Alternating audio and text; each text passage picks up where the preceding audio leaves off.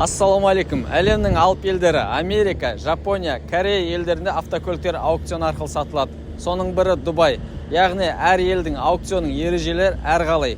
Бүгінгі шығарылымда сіздерге Дубайдың аукционның ережелері жайлы және де қалай ұтып алу мүмкіндіктері жайлы сіздерге толық түсіндіріп беретін боламыз. Аукционға қатысудың плюстары ол жылы жаңа автокөлікті ұтып алуға мүмкіндігіңіз бар. Сондай-ақ повреждение минимал түрде алуға болады. Ең бастысы автокөліктің бағасы өте арзан, тиімді бағада алуға болады. Дубайда яғни аукционда көп, сонымен қатар машинада көп. Сол автокөліктердің бірі білсе, бірі білмей жататын қыр-сырлар да бар. Сол жайлы қазір сіздерге мысалға ретінде мына автокөлік қарап көрсеңіздер болады. Былайша айтқан кезде, былай визуал түрде сіздерге автокөлікті бір көрсеткен кезде готовый вариант, не бейте, не крашеный, мына бұрышы ғана повреждение, бампер саласыздар, кете бересіздер деп айтылғанымен, бұл автокөліктердің өзіндік қыр-сыры бар. Ол дегеніңіз, қазір сіздерге бір мысал көрсетіп кетейік. Автокөлік, мына крышасын бір түсірейік.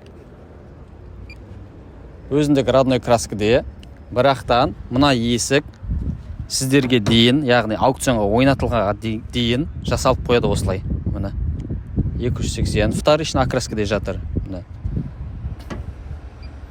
340 уже шпатлюкмен.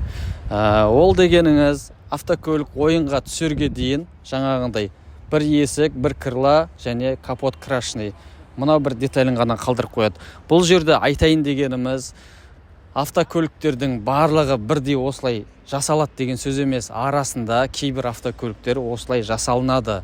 Мүмкін осы жерде жасалынады, мүмкін Америкада осылай жасалып келген. Ол жағы бізге қараңғы. Біз бұл жерде аукцион ойнатылып жатқан автокөліктерді немесе бір аукционды жамандайын деп жатқан жоқпыз.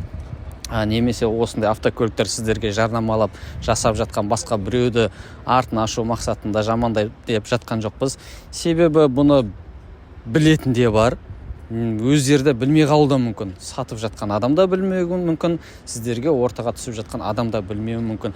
Яғни бұл жерде ойнайтын кезде мүмкіндігінше осындай жайттарды ескере білетін өз мамандарына обращение жасағандарыңыз дұрыс болады деп ойлаймыз.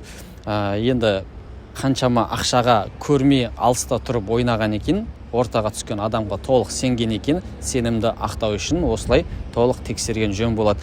Бірақ тағы да бір нәрсе, бұл жерде қазір бұл аукцион болып жатқан жоқ. Сол себепті біз видео түсіруге, осылай кішігірім тексеріп демонстрация көрсетуге мүмкіндік алып тұрмыз. Неге десеңіздер, ойын басталған кезде, ойын болып жатқан кезде бұл автокөліктерді каждый раз келіп, былайынан тексеріп, от алдырып ішін көруге бізде ешкімде яғни мүмкіндік бола бермейді. Ол дегеніңіз на свой риск болады уже. Автокөлікті ойын барысында осылай барлығы қатар тізіліп тұрады. Вилочный тралдармен көтеріп келеді да, анау ортаға қояды.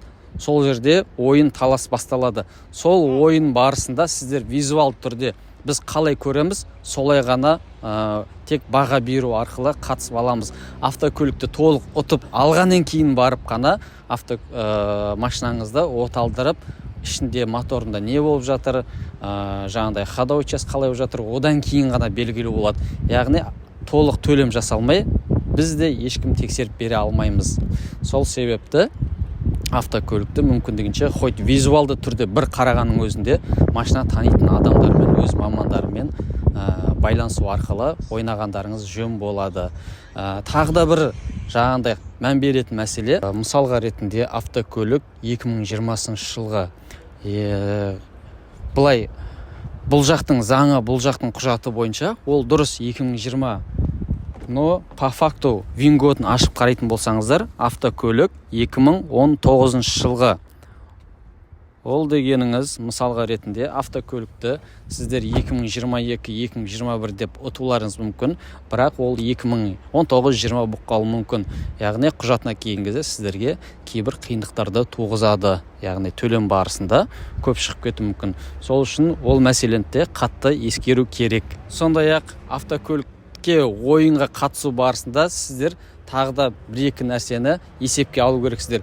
Ол деген автокөлікке кететін расходы бар, жөндеу барысында. Және де жолы бар. Қазақстанға барған екен тіркеу мәселесі, құжаты бар. Соның барлығын итогасын шығарған кезде қаншалықты тиімді, қаншалықты ұтуға болатын шекті бір бағамен ойнаған жөн. Неге десеңіздер, кейбір автокөлікті ойын барысында көп азартына кіріп ойнап кетсеңіздер, бұның дайын тұрған варианттары базарда жеткілікті. Мүмкін дайын алуға болар ма еді. Ол үшін жаңағындай профессионалды маманына обращение жасағаныңыз дұрыс. Себебі ол базардың рыногын да білу керек. Сондай-ақ Қазақстанда қаншаға алуға болатынын да білу керек. Және де мұнаның автокөліктердің қаншаға шекті бағасын ойнауға болатынын да білу керек. Азартына кірмеу керек. Егер де сіздерге сондай тәжірибелі мамандар арқылы ойынға қатысу қажет болса, бізге хабарлассаңыздар болады. Тиімді автокөліктерді ұтып беруге толыққанды көмектесетін боламыз, немесе сіздерді турға шақырамыз. Хейтерлер, комментарий жазыңыздар.